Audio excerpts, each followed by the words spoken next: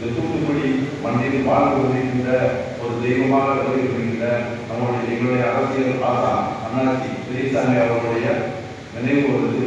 அந்த நாளை நாம் இங்கே சிறப்பாக கொண்டாடுவோம்.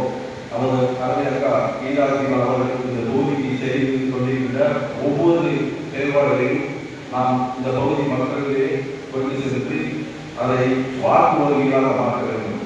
ஒவ்வொரு மழை வெள்ளம் வருவதும் அக்கா அவ்வளவு சிறப்பாக செயல்படுகிறார்கள்.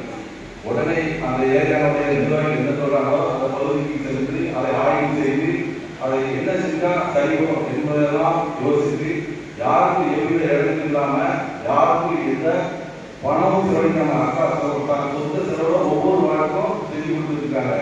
அந்த மாதிரி இந்த ஆத்தூர் மாவட்ட செயலாளர் தான் நமக்கு எடுத்திருக்காங்க. அவருடைய பணிகளை நாம் சொன்னோம்னா சொல்லிட்டே போகலாம். பெருமையாக சொல்லக்கூடாது. தூத்துக்குடி மக்கள் ஒவ்வொருவருமே அக்காவுடைய செயல்பாட விரும்புறாங்க, அக்காவுடைய செயல்பாடு சிறப்பாக சொல்றாங்க.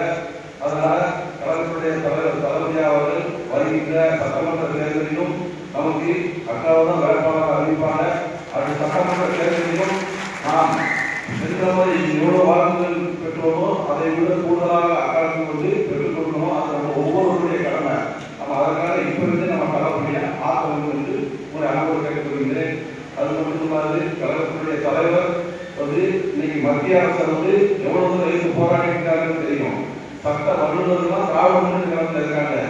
டெல்லிக்கே பயப்படாத நம்ம தலைவர் டெல்லிக்கெல்லாம் பயப்பட மாட்டாங்க. இதெல்லாம் நமக்கு ஒரு ஆலயம் கிடையாது. அவங்கெல்லாம் வந்து ஓடவோ கட்டி விட்டுவாங்க.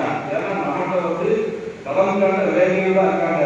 சும்மா விசிறிக்கிற இதுதான் கிடையாது. நம்மகிட்ட கழக தலைவர் என்ன சொல்றாங்க அதை செயல்படுறதுக்கு அவங்க அந்த மாவட்ட செயலாளர் இருக்காங்க. அதை செயல்படுறதுக்கு நம்முடைய நிர்வாகி நாம தான் இருக்கோம். அதனால கழகத்துடைய தலைவர் தளபதியாக சொன்ன மாதிரி வரக்கூடிய 2026 தேர்தலில் நம்முடைய இலக்கு 234 இருந்தாலும் நாம் நிச்சயமாக 200 தொகுதிகளை எடுத்துக்காட்டி அக்காவை இங்கு மீண்டும் சரித்திர வரலாற்றில் 3 முறை ஏற்கனவே சட்டமன்ற உறுப்பினர் இருக்காங்க. 4வது முறையும் அக்கா தான் சட்டமன்ற உறுப்பினர் இருப்பாங்க. நம்ம அரசு இருப்பாங்க. 2026 தேர்தலிலும் நாம் ஆதரவு வெற்றியை அக்கா காலக்கெடுத்து கொண்டு சமைப்போம். அவர் தலைவர்கள் சமைப்பார்கள் என்று இந்த மகிழ்ச்சியான நேரத்தில் தெரிந்து கொண்டு எனக்கு வாய்ப்பு கொடுத்த மாவட்ட கழக சபைக்கு மீண்டும் நன்றி.